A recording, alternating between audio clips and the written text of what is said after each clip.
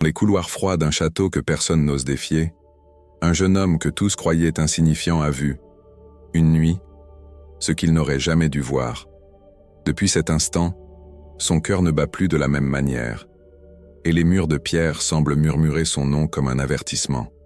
Car au cœur du royaume, là où les sourires sont des armes et les secrets des chaînes invisibles, un simple geste, un simple regard, peut tout faire basculer.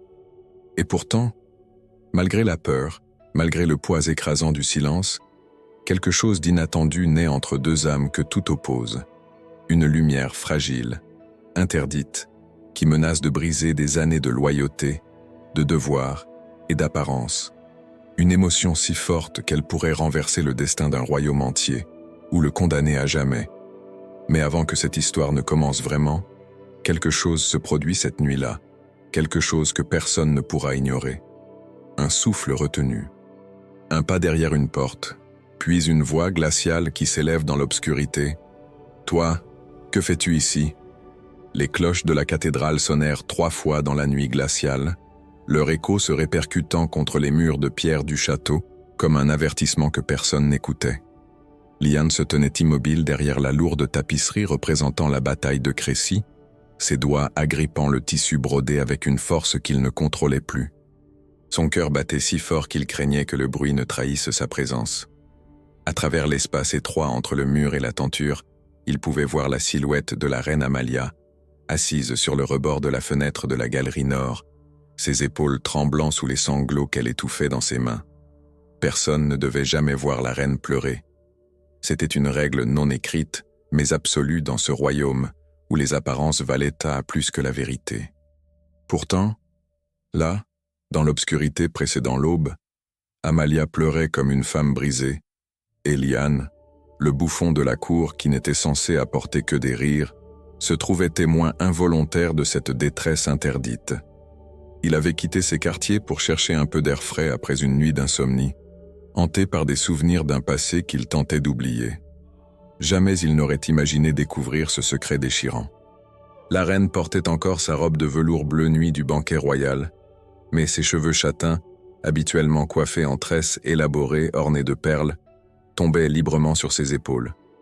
Dans la lumière blafarde de la lune qui filtrait à travers les vitraux colorés, Liane pouvait distinguer les traces humides sur ses joues pâles. Elle tenait quelque chose dans ses mains, un morceau de parchemin qu'elle lisait et relisait, ses lèvres tremblant à chaque mot. Puis, avec un geste rapide et furtif, elle glissa le papier dans le corsage de sa robe, le cachant contre son cœur. Liane sentit un frisson le parcourir. Ce n'était pas seulement la compassion qui le troublait, mais quelque chose de plus profond, une connexion qu'il n'osait pas nommer. Depuis 5 ans qu'il servait à la cour comme bouffon, engagé à 19 ans après des années d'errance à la suite de la mort de ses parents artisans, il avait observé la reine avec une attention particulière. Il avait remarqué les micro-expressions de tristesse qui traversaient son visage magnifique lorsqu'elle pensait que personne ne regardait. Il avait noté la façon dont ses mains se crispaient imperceptiblement lorsque le roi Edgar s'adressait à elle avec cette politesse froide et calculée qui caractérisait leur mariage politique. Amalia avait 28 ans, mais parfois, dans ces moments volés à l'étiquette royale, elle paraissait porter le poids de décennies entières. Mariée de force à 20 ans à un roi de 10 ans, son aîné, elle avait sacrifié sa jeunesse, ses rêves et sa liberté pour maintenir une alliance entre 2 royaumes. Liane le savait parce qu'il écoutait, parce que les bouffons étaient invisibles aux yeux des nobles, et dans cette invisibilité, il avait appris tous les secrets murmurés dans les couloirs. Un bruit de pas résonna soudain dans le corridor adjacent. Des pas lourds, métalliques, ceux des gardes royaux.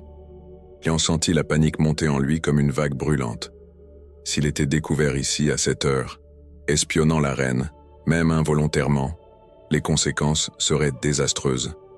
Mais s'il bougeait maintenant, le froissement de la tapisserie le trahirait immédiatement. Son esprit s'emballa, cherchant désespérément une solution. Devait-il révéler sa présence à Amalia et lui demander protection? Ou devait-il tenter de s'échapper en espérant que l'obscurité le dissimulerait? Les pas se rapprochaient inexorablement. Amalia se leva précipitamment, essuyant ses larmes avec le dos de sa main dans un geste touchant de vulnérabilité. Elle se recomposa en quelques secondes, redressant ses épaules, relevant son menton, transformant son visage en ce masque parfait de sérénité royale que Liane connaissait si bien. La transformation était presque douloureuse à observer, comme si elle enfermait son humanité dans une cage invisible. Liane prit sa décision en une fraction de seconde. Il ne pouvait pas la laisser affronter seule ce moment. Il sortit de derrière la tapisserie, ses vêtements colorés de bouffon paraissant absurdes dans ce contexte solennel. Amalia sursauta violemment, ses yeux s'écarquillant de surprise puis de peur. Leurs regards se croisèrent, et dans cet échange silencieux, quelque chose passa entre eux. Une compréhension mutuelle, une reconnaissance de la solitude partagée. « Votre Majesté » murmura Lian en s'inclinant profondément, sa voix à peine audible. « Pardonnez-moi, je ne voulais pas. » Mais avant qu'il ne puisse terminer, la porte de la galerie s'ouvrit brutalement. 4 gardes royaux entrèrent, leurs armures cliquetant dans le silence nocturne. Derrière eux se tenait le capitaine de la garde, son visage sévère illuminé par la torche qu'il portait. Son regard passa de la reine à Liane, et une expression indéchiffrable traversa ses traits. « Le bouffon Liane !» déclara le capitaine d'une voix qui ne tolérait aucune contradiction. « Sa Majesté le roi Edgar vous demande immédiatement dans ses appartements privés. » Liane sentit son sang se glacer. Le roi ne convoquait jamais personne au milieu de la nuit, et certainement pas un simple bouffon. Il jeta un regard à Amalia, cherchant désespérément un indice, une explication, mais son visage était redevenu ce masque impénétrable. Seuls ses yeux trahissaient une inquiétude profonde. « Maintenant » insista le capitaine en faisant un geste vers la porte. Les gardes encadrèrent Liane, et il n'eut d'autre choix que de les suivre. Alors qu'ils quittèrent la galerie, il osa un dernier regard en arrière. Amalia se tenait immobile près de la fenêtre, une main pressée contre le corsage de sa robe, là où elle avait caché le mystérieux parchemin. Leurs yeux se rencontrèrent une dernière fois, et dans ce bref instant, Liane comprit qu'ils étaient tous deux prisonniers de forces qui les dépassaient. Le trajet jusqu'aux appartements royaux sembla durer une éternité. Les couloirs du château, habituellement animés par la vie de la cour, étaient plongés dans une obscurité oppressante, éclairés seulement par les torches que portèrent les gardes. Les ombres dansaient sur les murs de pierre, créant des formes grotesques qui semblaient se moquer de la situation de Liane. Son esprit tournait à toute vitesse, essayant de comprendre pourquoi le roi le convoquait à cette heure impossible. Ils arrivèrent enfin devant les doubles portes de chêne massif des appartements du roi. Le capitaine frappa 3 coups, et une voix grave répondit de l'intérieur. Les portes s'ouvrirent lentement, révélant une salle faiblement éclairée par un feu mourant dans la cheminée monumentale. Le roi Edgar se tenait debout près de la fenêtre, tournant le dos à l'entrée, ses mains croisées dans le dos. Il portait une simple tunique de nuit, mais même dans cette tenue informelle, il dégageait une autorité intimidante. « Laissez-nous » ordonna le roi sans se retourner. Les gardes se retirèrent immédiatement, refermant les portes derrière eux. Liane se retrouva seule avec le souverain, le silence entre eux aussi lourd qu'une pierre tombale. Le roi se tourna lentement, et Liane put voir son visage pour la première fois. Edgar avait 38 ans, 10 ans de plus que lui, mais son expression portait la marque d'une vie entière de calculs politiques et de décisions impitoyables. Ses yeux sombres fixèrent Liane avec une intensité qui le transperçait jusqu'à l'âme. « Approche », dit le roi d'une voix calme mais chargée de menaces. Liane obéit, ses jambes tremblantes le portant difficilement en avant. Il s'arrêta à quelques pas du roi, gardant la tête baissée comme le protocole l'exigeait, mais il pouvait sentir le regard scrutateur d'Edgar sur lui, évaluant chaque détail, cherchant la moindre faille. Le roi marcha lentement autour de lui, comme un prédateur évaluant sa proie. Le seul bruit dans la pièce était le crépitement du feu et les pas mesurés du souverain sur le sol de marbre. Finalement, Edgar s'arrêta directement devant Liane, si proche que ce dernier pouvait sentir son souffle. « Dis-moi, bouffon » commença le roi d'une voix dangereusement douce. « Que faisais-tu dans la galerie nord à cette heure de la nuit ?» Liane sentit sa gorge se serrer. Comment répondre sans trahir ce qu'il avait vu? Comment protéger la reine tout en ne mentant pas directement au roi? Je ne pouvais pas dormir, votre majesté, répondit-il d'une voix qu'il espérait stable. Je marchais simplement. Et tu es tombé par hasard sur ma femme? l'interrompit Edgar, ses yeux se rétrécissant. Le cœur de Liane manqua un battement. Le roi savait. Mais comment? Depuis combien de temps les observait-il? Edgar se détourna brusquement et marcha vers une table où reposait une carafe de vin. Il se servit un verre, ses mouvements délibérément lents, calculés pour prolonger le supplice de Liane. « Tu sais, » dit le roi en faisant tourner le vin dans son verre, « un bouffon est censé divertir, faire rire, être invisible quand il le faut. Mais toi, Liane, tu as cette fâcheuse habitude d'être au mauvais endroit au mauvais moment. » Il but une gorgée, ses yeux ne quittant jamais le visage de Liane. « Alors je vais te poser une question très simple, et je veux une réponse honnête. » Edgar s'approcha à nouveau, son visage à quelques centimètres de celui de Liane. Ses yeux brillaient d'une lueur dangereuse, celle d'un homme qui sait qu'il détient tout le pouvoir et qui n'hésite pas à l'utiliser. « Qu'est-ce que tu as exactement entendu cette nuit ?» Le silence qui suivit la question du roi Edgar était si dense que Liane pouvait entendre son propre cœur battre contre ses côtes. Il chercha désespérément les mots justes, ceux qui ne trahiraient pas Amalia, tout en ne provoquant pas la colère du souverain. Ses paumes étaient moites et il dut faire un effort conscient pour ne pas trembler visiblement. « Rien, votre majesté, » répondit-il finalement, sa voix à peine plus forte qu'un murmure. « Je n'ai rien entendu. La reine était seule, et je me suis immédiatement retiré par respect. » Les yeux d'Edgar se plissèrent légèrement, analysant chaque micro-expression sur le visage de Liane. Le roi était connu pour sa capacité à détecter les mensonges, un talent qu'il avait perfectionné au fil des années de complots politiques et de trahison à la cour. Pendant ce qui sembla une éternité, il ne dit rien, se contentant de fixer le jeune bouffon avec une intensité glaciale. « Intéressant, » dit finalement Edgar en retournant vers la table pour se resservir du vin. « Très intéressant. Tu vois, Liane, j'ai des yeux et des oreilles partout dans ce château. Chaque murmure, chaque regard, chaque geste m'est rapporté. » Il fit une pause délibérée, laissant ses paroles s'enfoncer comme des lames dans l'esprit de Liane. « Et ces derniers mois, j'ai remarqué quelque chose de troublant. Des rumeurs circulent, des lettres disparaissent, des réunions secrètes ont lieu. Quelqu'un dans ce château conspire et je vais découvrir qui. » Liane sentit un frisson glacé descendre le long de sa colonne vertébrale. La paranoïa du roi n'était pas nouvelle. Elle avait commencé il y a environ 6 mois, transformant progressivement l'atmosphère de la cour en un climat de méfiance et de peur. Mais cette nuit, elle semblait avoir atteint un nouveau sommet. « Tu peux partir ?» déclara soudainement Edgar, faisant un geste négligent de la main. « Mais rappelle-toi ceci, bouffon. Je sais que tu observes. Et maintenant, tu sais que je t'observe aussi. » Liane s'inclina profondément et quitta rapidement les appartements royaux, ses jambes le portant presque en courant dans les couloirs sombres. Son esprit tournait à toute vitesse, essayant de comprendre ce qui se passait réellement. Pourquoi le roi était-il éveillé à cette heure? Savait-il pour le parchemin caché par Amalia? Et surtout, qui espionnait qui dans ce château devenu un nid de serpents? Les jours suivants s'écoulèrent dans une tension palpable. Liane accomplissait ses fonctions de bouffon avec son sourire habituel, faisant rire les nobles lors des banquets, jonglant et racontant des histoires comiques. Mais sous cette façade, il observait attentivement chaque interaction, chaque regard échangé, cherchant à comprendre les fils invisibles qui tissaient la toile de conspiration autour d'eux. Amalia, de son côté, restait d'une élégance parfaite, son masque royal fermement en place. Mais Liane remarquait les petits détails que personne d'autre ne voyait.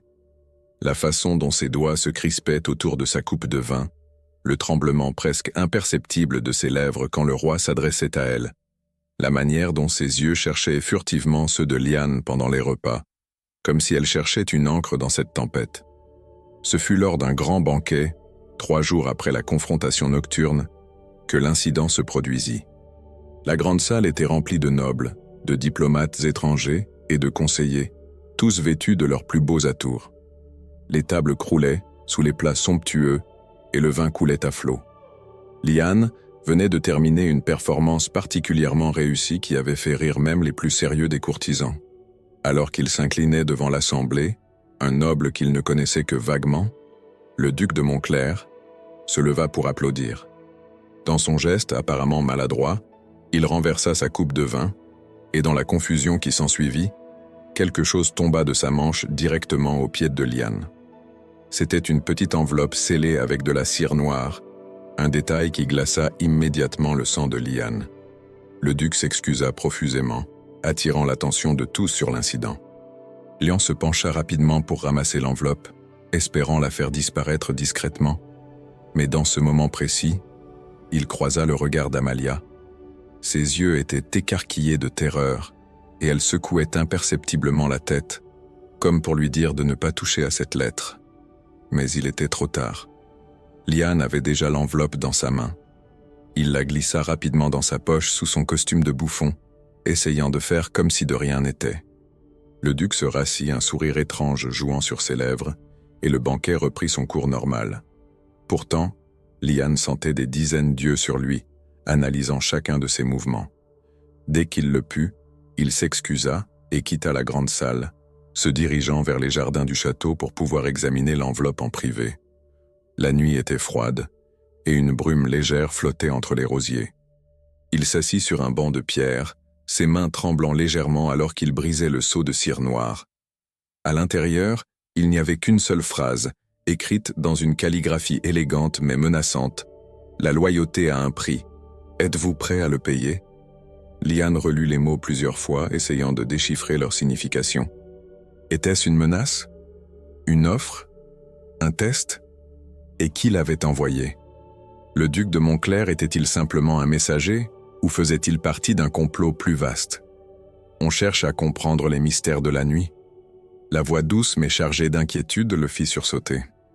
Il se retourna brusquement pour découvrir Amalia debout derrière lui, enveloppée dans une cape de velours sombre.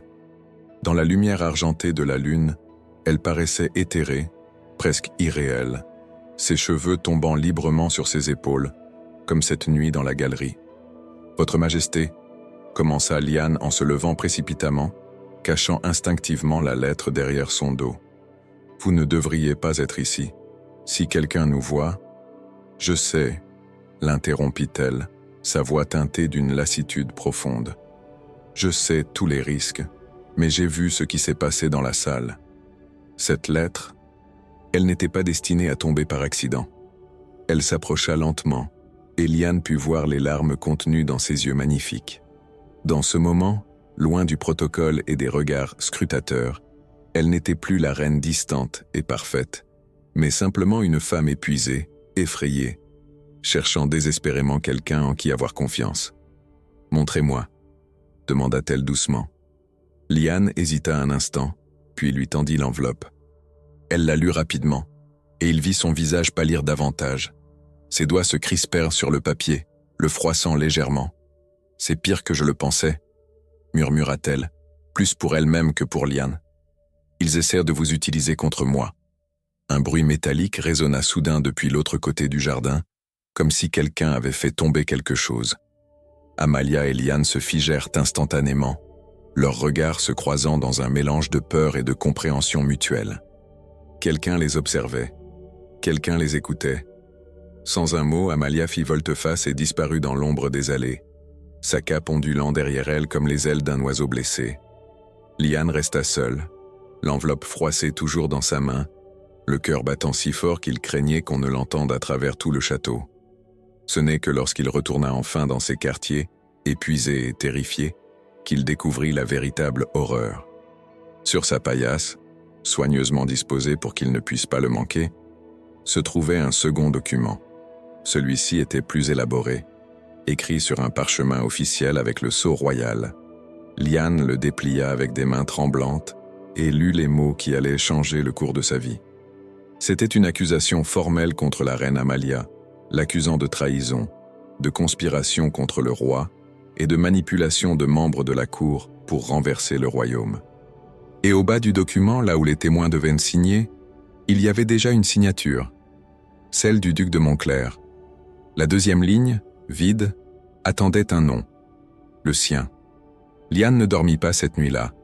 Il resta assis sur sa paillasse, le document accusateur posé devant lui comme une sentence de mort, ses yeux fixant les mots sans vraiment les voir. L'aube commençait à teinter le ciel d'un rose pâle lorsqu'il prit finalement sa décision. Il devait parler à Amalia, lui montrer ce document, comprendre ce qui se tramait réellement dans l'ombre du château. Mais comment l'approcher sans éveiller davantage de soupçons? La réponse vint de manière inattendue. Un jeune serviteur frappa à sa porte alors que les premières lueurs du jour illuminèrent les couloirs. Le garçon, qui ne devait pas avoir plus de 12 ans, lui tendit un message plié en 4, puis disparut aussi rapidement qu'il était venu, ses pieds nus ne faisant aucun bruit sur les dalles de pierre. Liane déplia le papier avec des mains tremblantes. L'écriture était élégante, féminine, indubitablement celle d'Amalia. Bibliothèque, 3e heure après l'aube. Venez seul. Il cacha soigneusement les 2 documents compromettants sous une latte descellée du plancher de sa chambre, puis attendit avec une impatience douloureuse que les heures s'écoulent. Le château s'éveillait lentement autour de lui, les bruits familiers de la vie quotidienne reprenant leur cours. Les serviteurs qui couraient dans les couloirs, les gardes qui changèrent de poste, les cloches qui sonnaient les heures canoniales. Lorsque le moment arriva enfin, Liane se dirigea vers la bibliothèque royale, empruntant les passages les moins fréquentés. Son cœur battait si fort qu'il craignait qu'on ne l'entende à travers les murs. La bibliothèque était une vaste salle circulaire située dans l'une des tours les plus anciennes du château. Ses murs couverts d'étagères remplies de manuscrits précieux et de livres reliés en cuir. Des vitraux colorés projetaient des motifs lumineux sur le sol de marbre, créant une atmosphère presque sacrée. Amalia l'attendait près d'une fenêtre, habillée simplement d'une robe de laine grise, sans aucun de ses bijoux habituels. Ses cheveux étaient rassemblés en une tresse simple qui tombait sur son épaule. Dans cette lumière douce, loin du faste de la cour, elle paraissait plus jeune, plus vulnérable et infiniment plus belle. Liane sentit son souffle se bloquer dans sa gorge. « Vous êtes venu » dit-elle doucement, ses yeux scrutant son visage avec une intensité qui le bouleversait. « J'avais peur que vous ne... »« Je devais venir » l'interrompit Liane, sa voix plus rauque qu'il ne l'aurait voulu.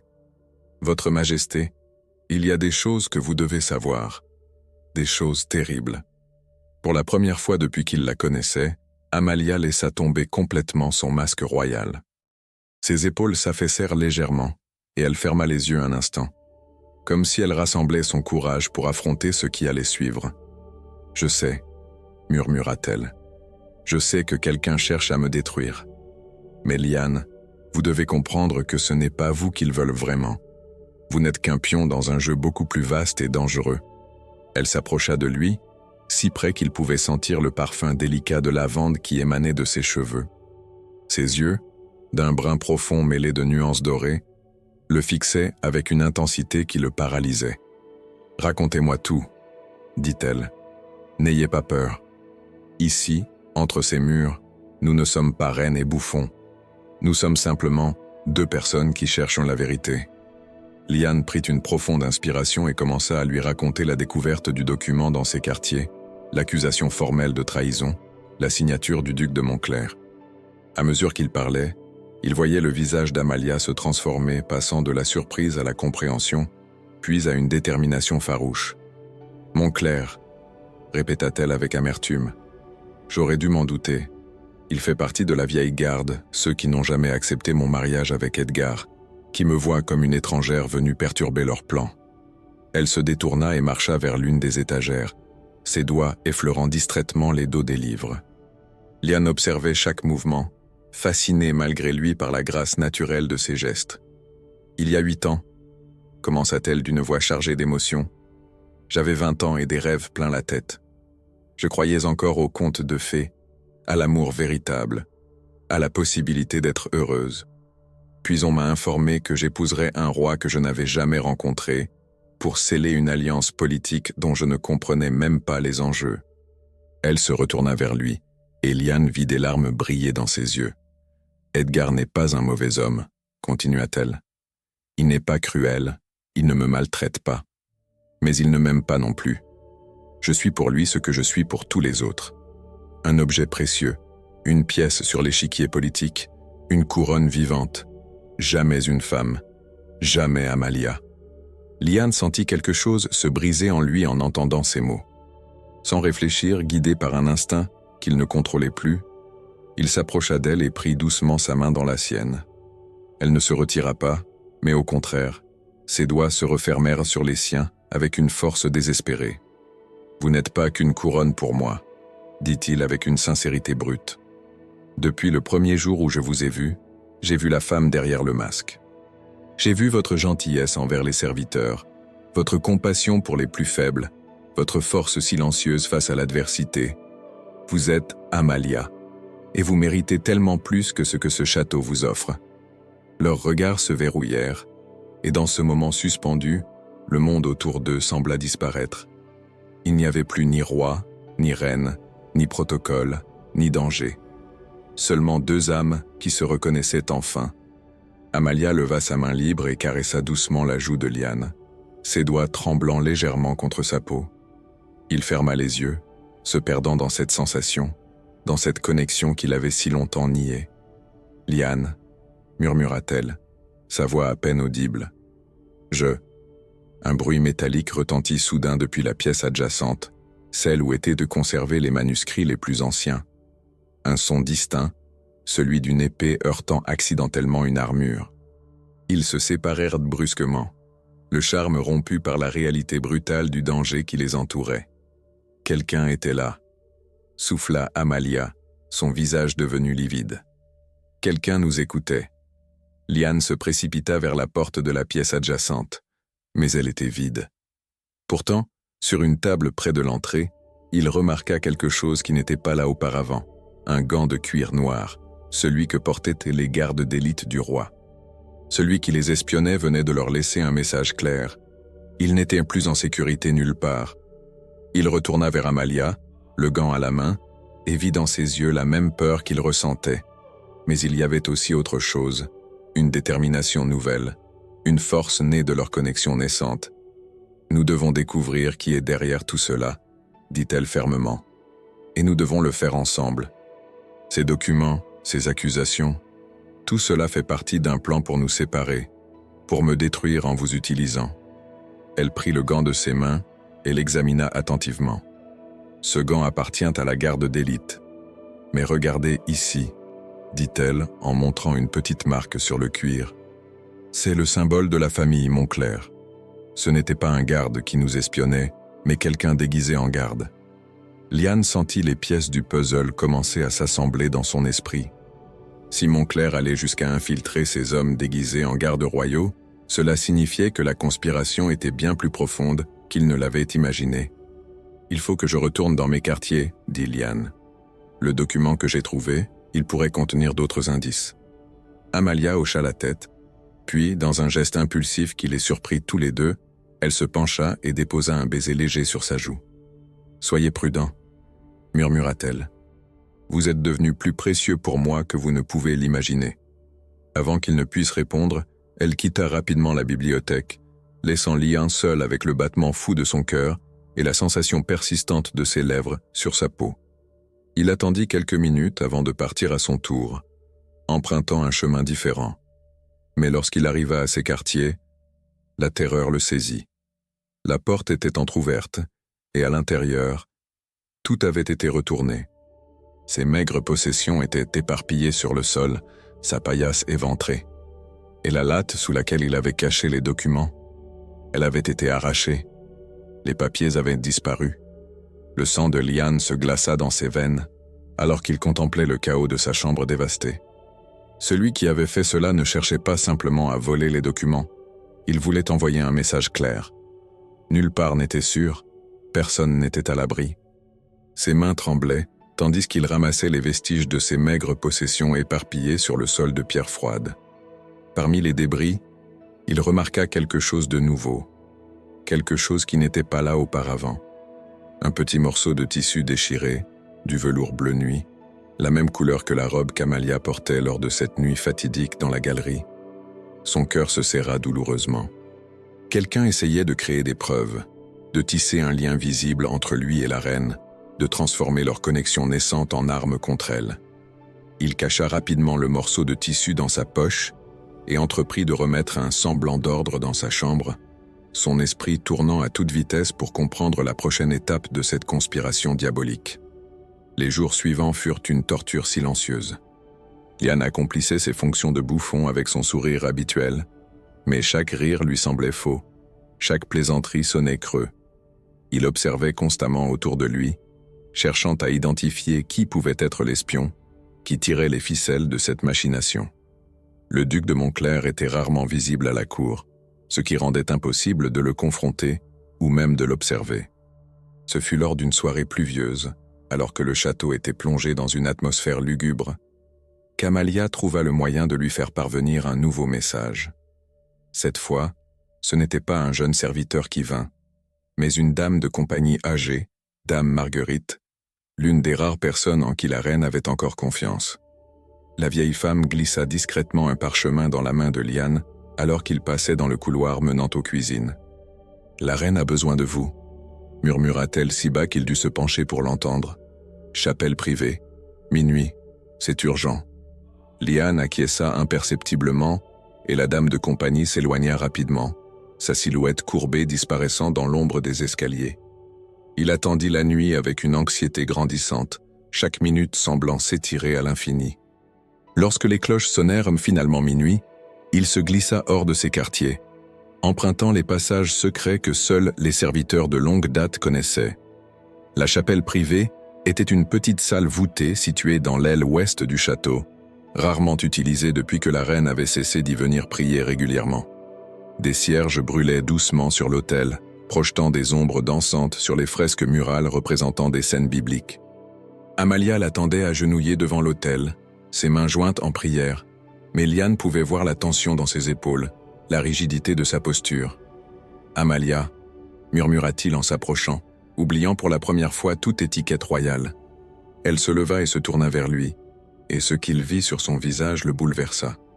Ses yeux étaient rougis par les larmes, ses joues pâles portèrent les traces de nuit sans sommeil, et il y avait dans son expression un mélange de désespoir et de détermination qui lui serra le cœur.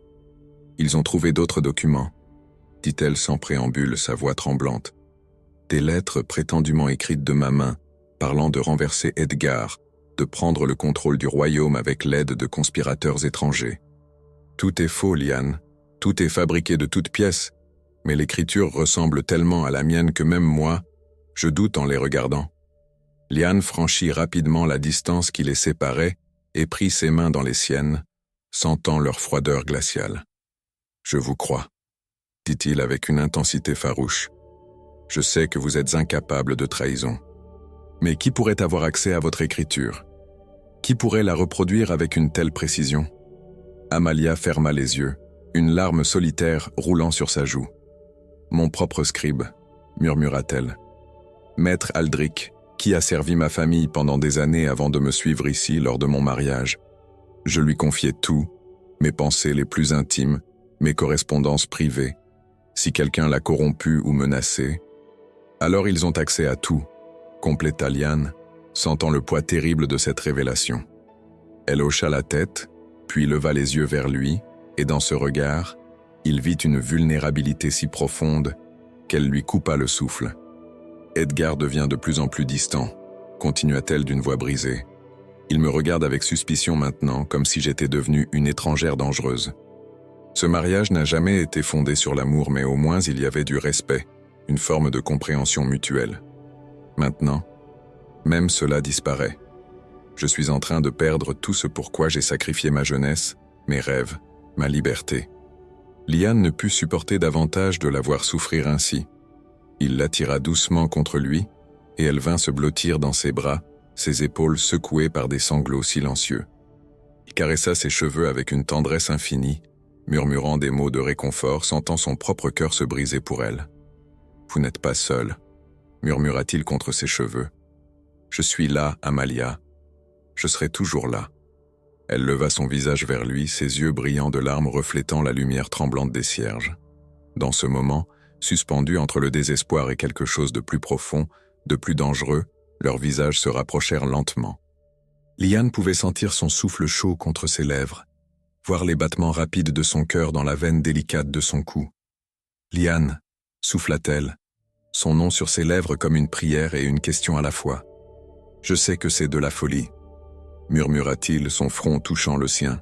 « Je sais tous les obstacles, tous les dangers. Mais Amalia, depuis ce soir dans la galerie, depuis que j'ai vu la femme derrière la couronne, je ne peux plus prétendre que ce que je ressens n'existe pas.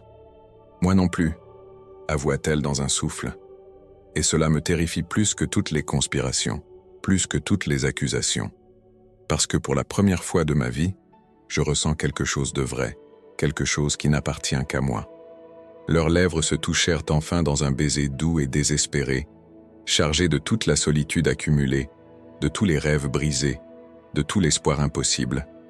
Liane la serra contre lui comme si elle était la seule chose solide dans un monde qui s'effondrait, et elle répondit avec une passion qui démentait son apparence fragile.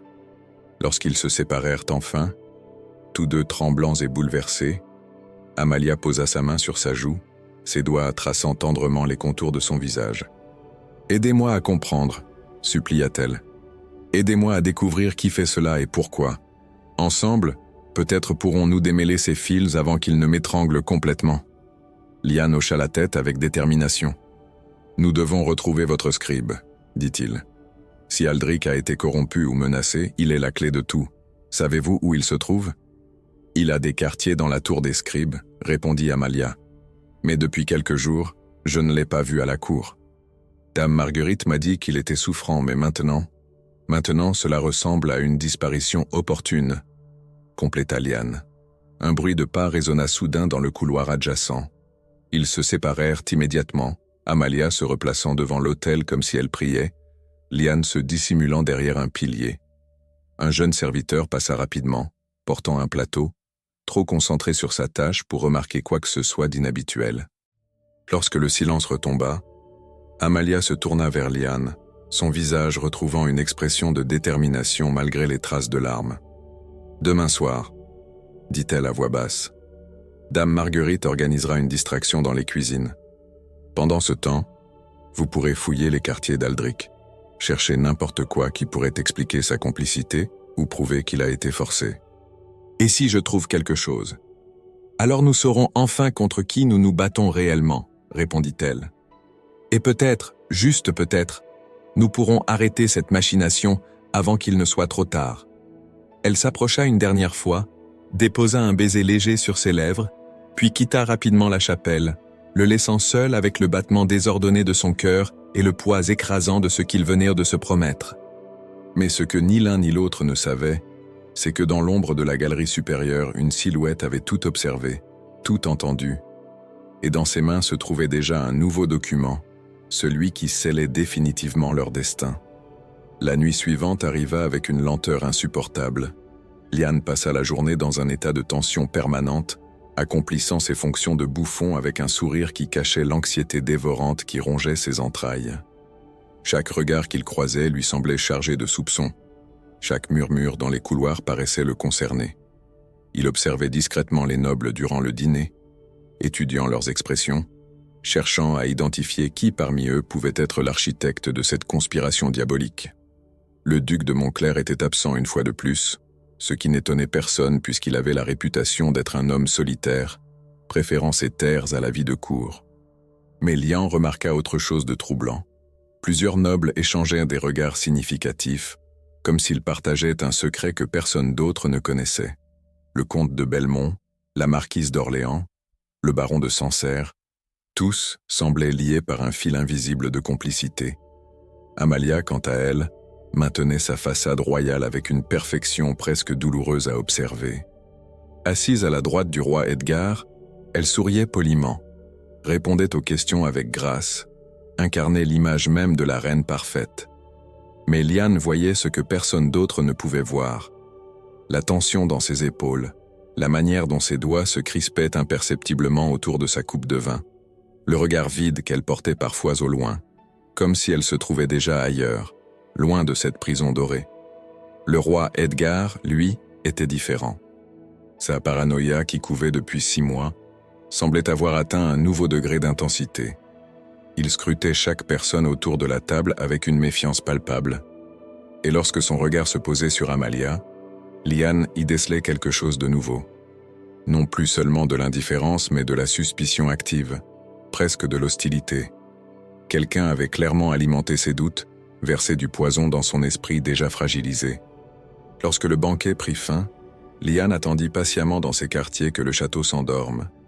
Dame Marguerite devait créer la distraction convenue dans les cuisines à la 2e heure après minuit, lui donnant ainsi le temps nécessaire pour fouiller les appartements du scribe Aldric. Chaque minute qui passait semblait une éternité, rythmée uniquement par les battements affolés de son cœur.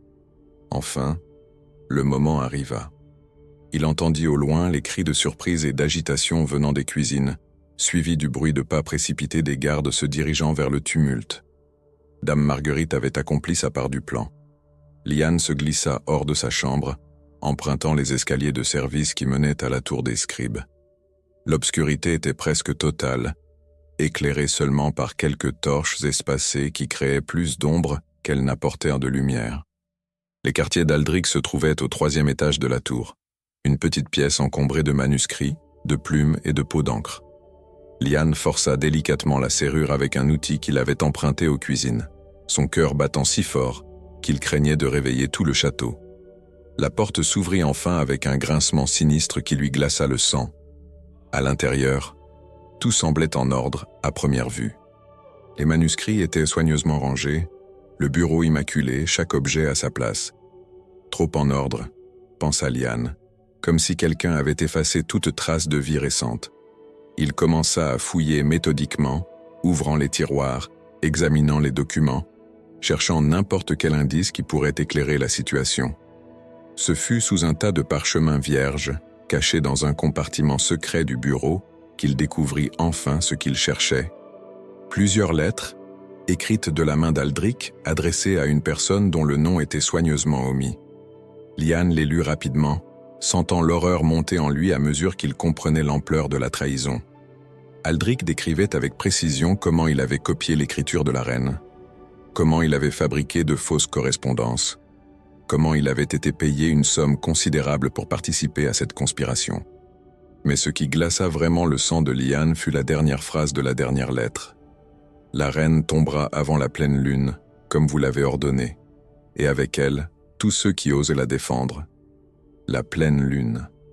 Liane regarda par la fenêtre et vit le croissant lunaire déjà bien avancé. Il ne restait que 3 jours. 3 jours avant que le piège ne se referme définitivement sur Amalia. Il glissa les lettres dans sa tunique et s'apprêtait à quitter la pièce lorsqu'il entendit des voix dans le couloir. Des voix qu'il reconnut immédiatement. Celle du comte de Belmont et celle d'un homme plus âgé qu'il ne parvenait pas à identifier.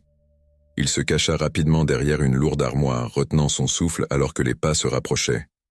« Aldric est-il en sécurité ?» demanda la voix inconnue. « Aussi sûr qu'un mort peut l'être ?» répondit Belmont avec un rire froid qui fit frissonner Liane. « Il ne parlera jamais. Un accident malheureux sur la route vers ces terres. Si commode. »« Et le bouffon ?» questionna l'autre voix. « Nous avons préparé le terrain. Les documents sont en place, les témoins sont prêts. Lorsque nous révélerons sa complicité avec la reine, le roi n'aura d'autre choix que d'agir. Une condamnation publique, une humiliation totale. La reine sera détruite sans qu'une seule goutte de sang royal ne soit versée. Le roi pose-t-il encore des questions ? » Belmont eut un ricanement méprisant. Edgar est tellement consumé par la paranoïa qu'il voit des traîtres partout. Il suffit de lui murmurer le bon poison à l'oreille, et il croit tout. La pauvre Amalia pourrait jurer sur tous les saints qu'elle est innocente. Il ne l'écouterait même pas. Il est devenu notre marionnette parfaite. Les voix s'éloignèrent lentement, laissant Liane tremblant de rage et de peur. Aldric était mort, assassiné pour garantir son silence.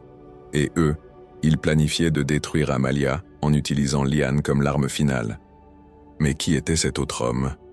Cette voix qu'il n'avait pas reconnue ? Il attendit de longues minutes avant de se risquer à sortir de sa cachette, puis quitta rapidement les quartiers du scribe, serrant contre lui les lettres qui constituaient la seule preuve tangible de la conspiration. Il devait retrouver Amalia immédiatement, lui révéler ce qu'il avait découvert, lui dire qu'il n'avait un plus que 3 jours. Mais lorsqu'il arriva dans le couloir principal, il se figea.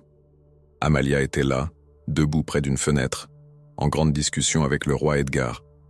L'expression du roi était dure, accusatrice, et il tenait à la main un document que Liane reconnut immédiatement. L'une des fausses lettres accusant la reine de trahison. « Expliquez-moi ceci », disait Edgar d'une voix glaciale. expliquez-moi pourquoi votre écriture apparaît sur des documents conspirant contre mon règne. » Amalia, pâle comme la mort mais gardant sa dignité, répondit d'une voix tremblante mais ferme. « Mon époux, je vous jure sur tout ce qui m'est sacré que je n'ai jamais écrit de telles choses. Quelqu'un cherche à nous diviser, à détruire ce qui reste de confiance entre nous. »« La confiance ?» répéta Edgar avec un rire amer. « Quelle confiance peut-il y avoir lorsque je découvre que vous rencontrez secrètement des membres de ma cour, lorsque des témoins vous ont vu dans des endroits où vous n'auriez jamais dû être ?» Liane sentit son cœur s'arrêter. Des témoins. Ils les avaient vus ensemble. La chapelle, la bibliothèque, tous ces moments volés qui leur avaient semblé privés, étaient en réalité observés, documentés, transformés en armes contre eux.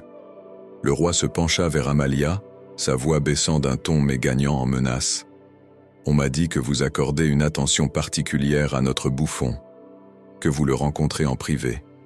Dites-moi, ma chère épouse, qu'est-ce qu'une reine peut bien trouver de si fascinant chez un simple amuseur ?» Amalia ouvrit la bouche pour répondre, mais avant qu'elle ne puisse prononcer un mot, un serviteur apparut en courant, haletant. « Votre Majesté, » dit-il précipitamment. « On vous demande d'urgence dans la grande salle. C'est à propos du bouffon Liane. Quelqu'un l'accuse formellement de trahison. » Le regard d'Edgar se tourna lentement vers l'endroit où Liane se tenait, cachée dans l'ombre. Leurs yeux se croisèrent, et dans ce moment, Liane comprit que le piège venait de se refermer. Le temps sembla se figer dans ce couloir sombre. Liane sentit ses jambes se dérober sous lui, tandis que le regard glacial du roi Edgar le transperçait comme une lame. Amalia porta instinctivement sa main à sa bouche, ses yeux s'écarquillant d'horreur en comprenant ce qui était en train de se produire.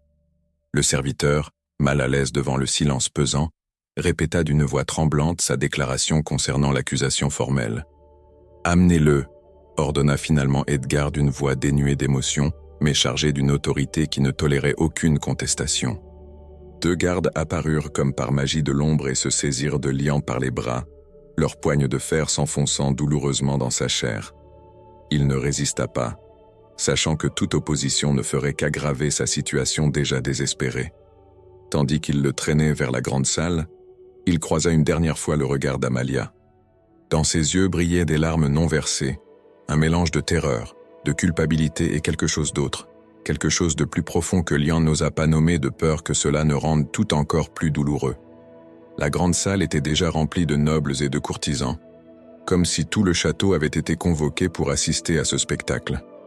Les torches projetèrent des ombres menaçantes sur les murs de pierre, et l'atmosphère était saturée d'une tension électrique.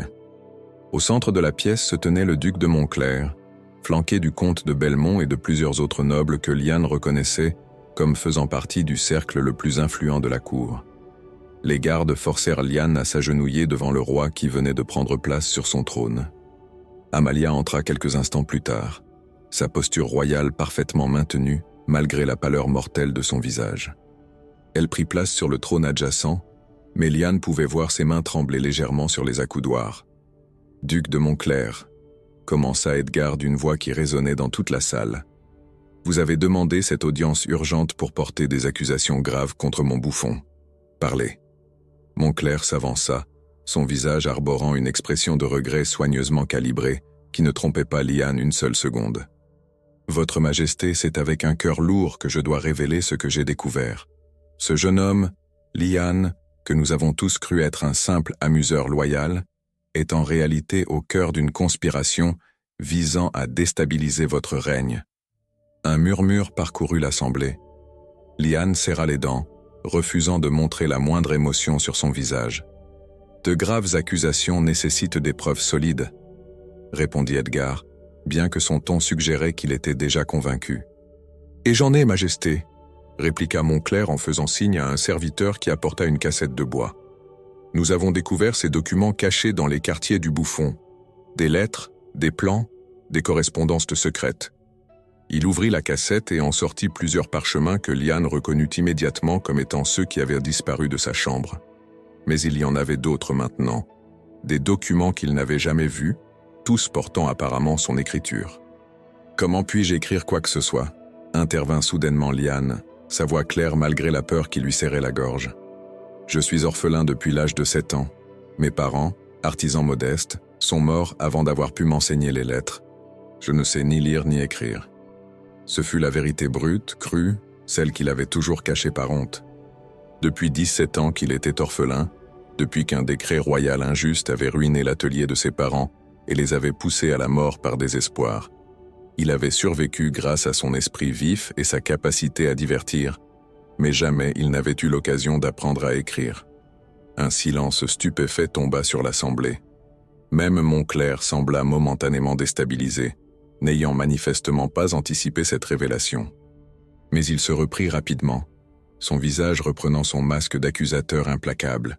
« Justement, dit-il avec un sourire cruel, quelqu'un d'autre écrivait pour lui, quelqu'un de haut placé, quelqu'un qui avait accès aux secrets les plus intimes du royaume. » Il se tourna lentement, théâtralement, son doigt se levant pour pointer directement vers Amalia.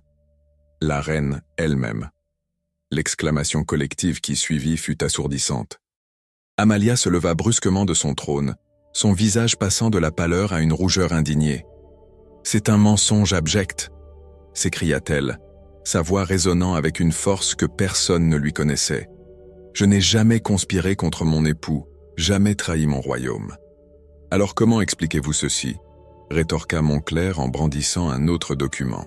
« Une lettre de votre propre main, adressée au bouffon, parlant de plans qui doivent rester secrets, de rencontres que personne ne doit connaître, de changements qui viendront bientôt au royaume. » Il la tendit au roi qui la lut lentement, son visage se durcissant à chaque ligne. Liane, même de sa position agenouillée, pouvait voir que l'écriture ressemblait effectivement à celle d'Amalia. Le travail d'Aldric, pensa-t-il avec amertume. Le scribe mort avait parfaitement copié la main de sa maîtresse. « Ce n'est pas moi qui ai écrit cela », insista Amalia, sa voix désormais tremblante. « Mon scribe, maître Aldric, il connaissait mon écriture mieux que quiconque. Quelqu'un a dû le forcer, le corrompre. Maître Aldric est mort, l'interrompit froidement Belmont. Un tragique accident sur la route il y a 3 jours. Il ne pourra malheureusement pas confirmer ou infirmer vos dires. 3 jours. Les pièces du puzzle s'assemblaient enfin dans l'esprit de Liane avec une clarté horrifiante. Ils avaient tué Aldric le jour même où ils avaient volé les documents dans sa chambre. Chaque étape avait été méticuleusement planifiée, chaque détail soigneusement orchestré. « Votre Majesté, » dit Liane en levant les yeux vers le roi, puisant dans ses dernières réserves de courage. « Je vous en supplie, écoutez-moi. Tout ceci est une machination.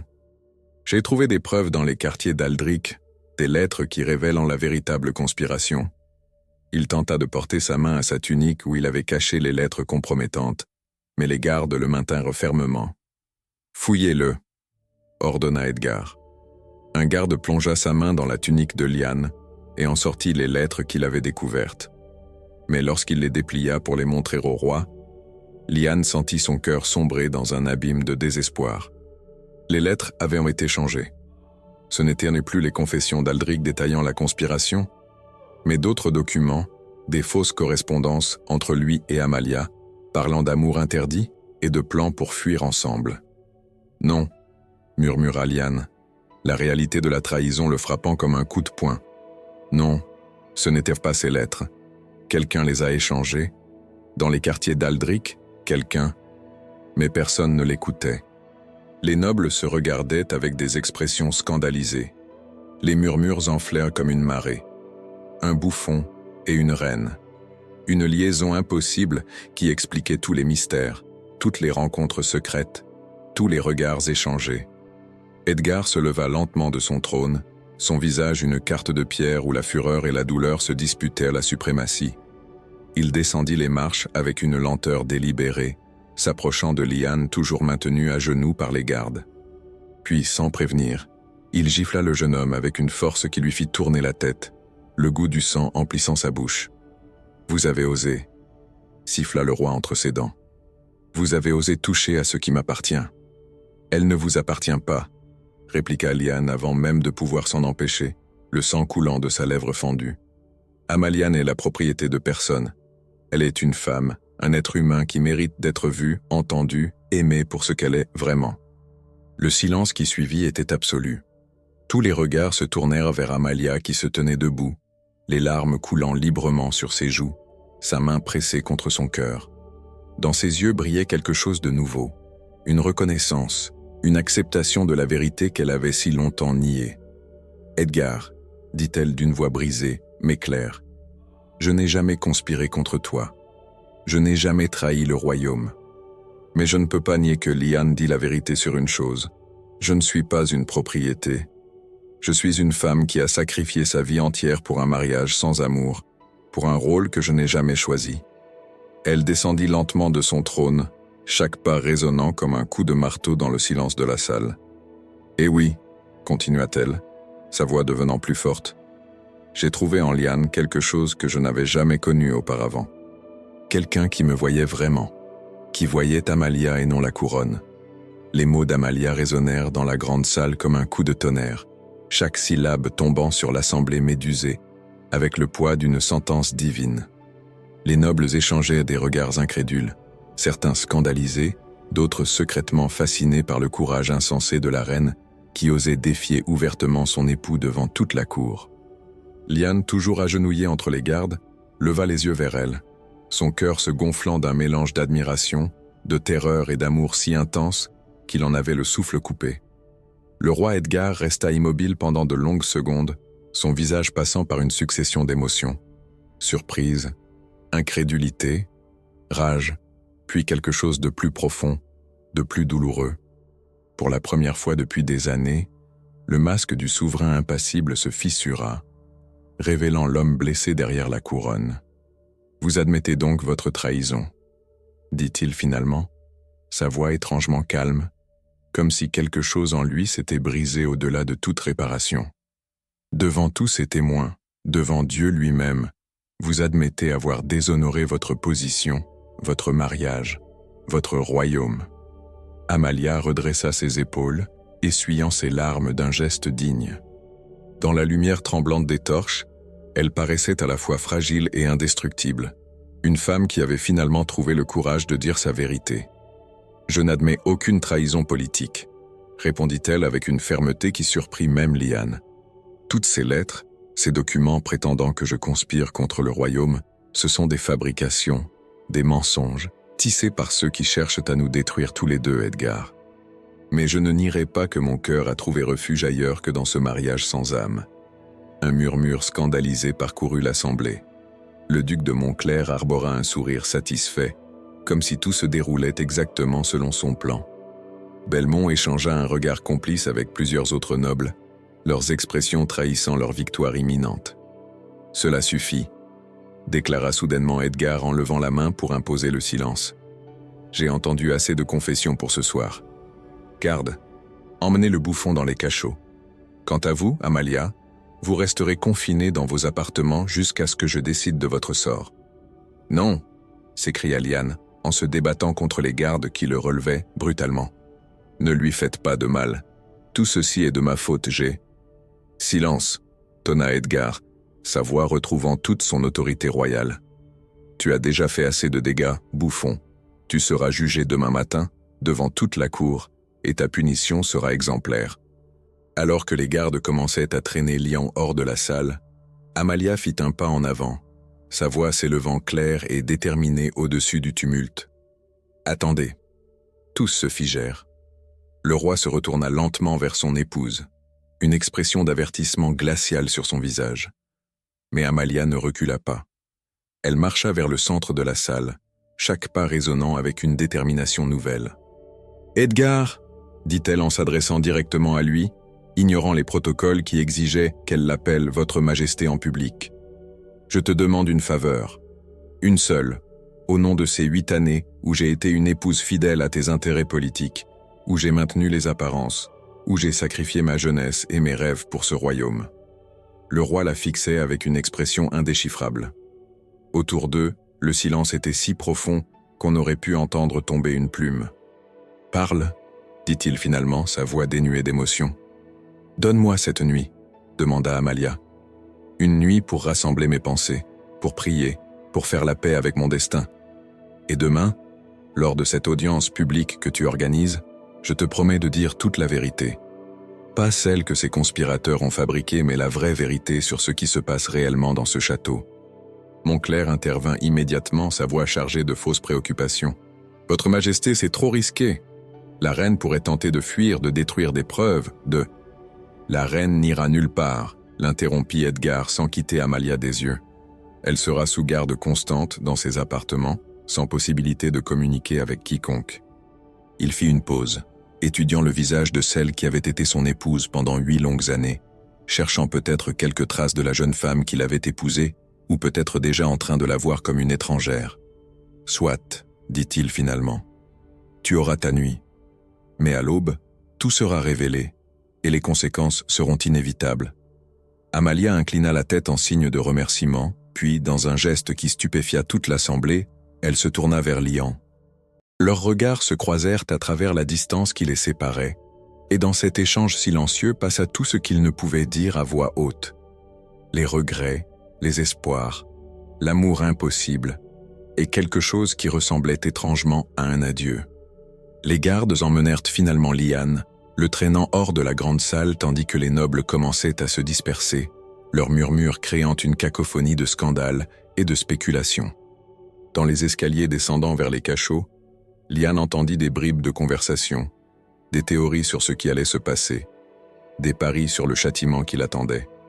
Les cachots du château étaient sombres, humides, et sentirent la moisissure et le désespoir. Les gardes le jetèrent sans ménagement dans une cellule étroite, fermant la lourde porte de fer avec un bruit sinistre de finalité. Lian s'effondra sur la paillasse pourrie qui constituait le seul mobilier de sa prison, son corps tremblant de froid et d'épuisement émotionnel. Dans l'obscurité presque totale, il repensa à tout ce qui s'était passé. Comment était-il arrivé là? Lui, le simple bouffon orphelin qui ne cherchait qu'à survivre, était maintenant au cœur d'une conspiration qui menaçait de détruire la reine elle-même. Et le pire, c'est qu'il ne regrettait rien. Chaque moment passé avec Amalia, chaque regard échangé, chaque toucher volé, tout cela valait ce qu'il attendait maintenant. Les heures s'écoulèrent dans un silence oppressant, marqué seulement par le bruit occasionnel des rats dans les coins sombres et les pas lourds des gardes faisant leur ronde. Lian ne savait pas combien de temps s'était écoulé lorsqu'il entendit un bruit inhabituel. Des pas légers, furtifs, s'approchant de sa cellule. « Lian !» murmura une voix féminine qu'il reconnut immédiatement. « Dame Marguerite. »« Dame Marguerite » chuchota-t-il en se précipitant vers les barreaux. « Comment êtes-vous arrivée ici ?»« J'ai soudoyé les gardes, » répondit la vieille dame, sa voix tremblante mais déterminée. « La reine m'a envoyé. Elle voulait que vous sachiez qu'elle n'a pas peur de ce qui va arriver demain. » Elle glissa quelque chose entre les barreaux, un petit morceau de parchemin plié. Dans la faible lumière de la torche qu'elle portait, Lian put voir l'écriture délicate d'Amalia. « Elle a aussi dit de vous dire qu'elle a un plan, » continua Dame Marguerite. « Que demain, lors de l'audience, elle va révéler quelque chose que personne n'attend, quelque chose qui changera tout. »« Quel plan ?» demanda Lian avec urgence. « Que va-t-elle faire ?» Mais la vieille dame secoua la tête. « Elle ne me l'a pas dit. Elle a seulement insisté pour que vous gardiez espoir, quoi qu'il arrive. Elle a dit que vous lui aviez montré ce qu'était la vraie liberté et qu'elle allait vous montrer ce qu'était le vrai courage. » Des pas lourds résonnèrent au loin dans le couloir. Dame Marguerite pâlit. « Je dois partir, » dit-elle précipitamment.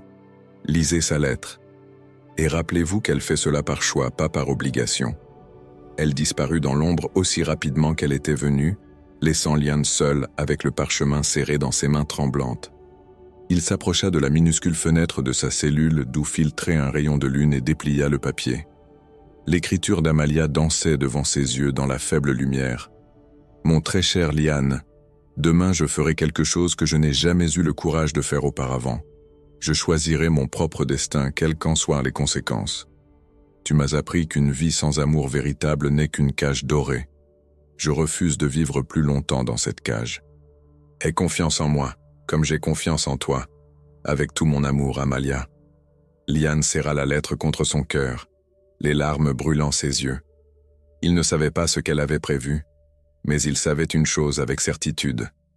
Demain, à l'aube, tout changerait. Pour le meilleur ou pour le pire, leur histoire atteindrait son dénouement. Et quelque part dans le château, dans ses appartements gardés, Amalia se tenait debout devant sa fenêtre, regardant la même lune, préparant l'acte de courage qui allait bouleverser tout le royaume. L'aube se leva sur le château avec une lumière dorée qui contrastait cruellement avec l'atmosphère sombre qui régnait dans ses murs. Lian fut tiré de sa cellule avant même que le soleil ne soit complètement levé, les gardes le traînant sans ménagement vers la grande salle où l'audience publique allait avoir lieu. Tout le royaume semblait s'être rassemblé pour assister à ce spectacle sans précédent. Nobles, serviteurs, marchands, tous se pressaient dans la vaste pièce, leurs murmures créant un bourdonnement constant d'anticipation et de jugement. Le roi Edgar était déjà assis sur son trône, vêtu de ses plus beaux atours royaux, sa couronne brillant sous la lumière des vitraux. Son visage était un masque de pierre, indéchiffrable, mais Lian pouvait voir la tension dans ses épaules, la manière dont ses doigts se crispaient sur les accoudoirs du trône.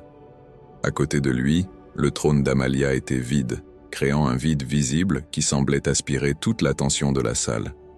Le duc de Montclair se tenait près du roi, accompagné de Belmont et des autres conspirateurs, leur visage arborant une satisfaction à peine dissimulée. Ils avaient gagné, pensait-il. La reine serait déshonorée, le bouffon puni, et leur influence sur le roi désormais absolue. « Amenez la prisonnière », ordonna Edgar d'une voix qui résonna dans toute la salle. Les lourdes portes de la grande salle s'ouvrirent lentement, et un silence absolu tomba sur l'assemblée. Amalia entra, marchant avec une dignité royale qui coupa le souffle à tous ceux qui la regardaient. Elle portait une robe simple, blanche comme la neige, sans aucun bijou ni ornement, ses cheveux tombant librement sur ses épaules. Elle ressemblait moins à une reine qu'à une jeune femme ordinaire, vulnérable et pourtant étrangement puissante dans sa simplicité. Ses yeux cherchèrent immédiatement ceux de Lian, et lorsque leurs regards se croisèrent, il vit dans les siens une sérénité qui le bouleversa. Elle n'avait pas peur. Elle avait fait la paix avec sa décision, quelle qu'elle soit. Elle s'arrêta au centre de la salle, refusant de s'agenouiller comme le protocole l'aurait exigé. Edgar la regarda longuement, et pour un instant, quelque chose passa entre eux, un écho de ce qu'ils avaient peut-être été autrefois, avant que la politique et les obligations ne transforment leur union en une coquille vide. « Amalia de Valmont », commença Edgar d'une voix formelle, utilisant son nom de naissance plutôt que son titre de reine. « Tu te tiens devant cette cour accusée de conspiration, de trahison envers le royaume et de déshonorer la couronne. Qu'as-tu à dire pour ta défense ?» Amalia prit une profonde inspiration, son regard balayant l'assemblée avant de revenir se poser sur son époux.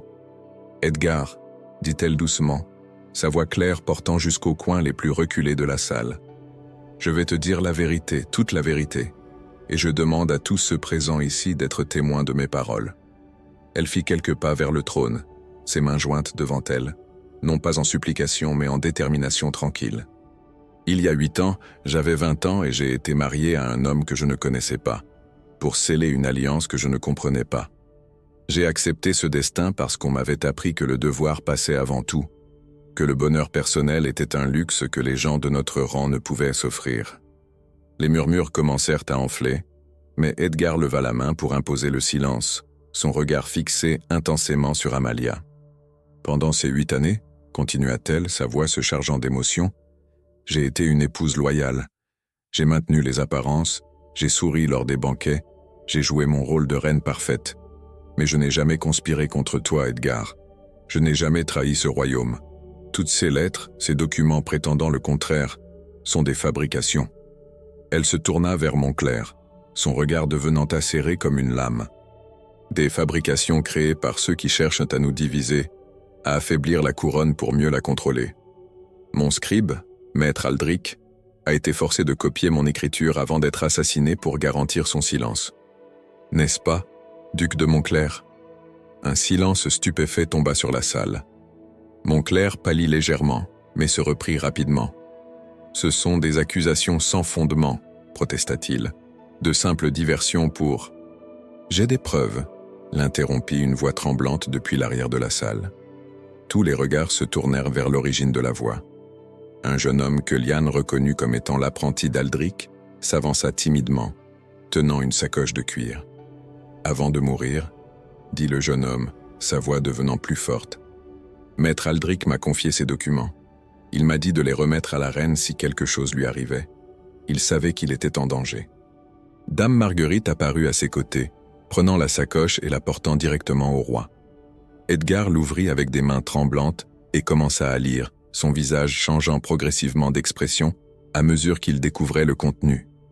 C'étaient les vraies lettres d'Aldric, celles que Lyanne avait trouvées avant qu'elles ne soient échangées, détaillant toute la conspiration, les noms des participants, les sommes payées, le plan pour détruire la reine.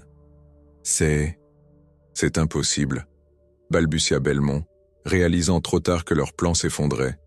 Edgar se leva lentement de son trône, les lettres serrées dans son poing.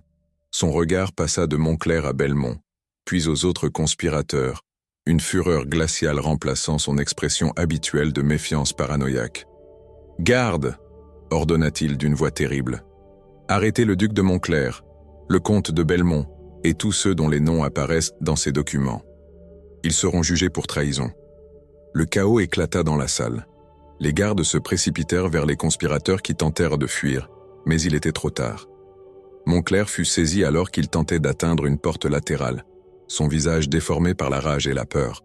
Au milieu de cette confusion, Amalia resta immobile, son regard toujours fixé sur Edgar. Lorsque l'ordre revint enfin, le roi descendit lentement les marches de son trône et s'approcha d'elle. Ils se tinrent face à face, deux personnes qui avaient partagé 8 ans de vie sans jamais vraiment se connaître.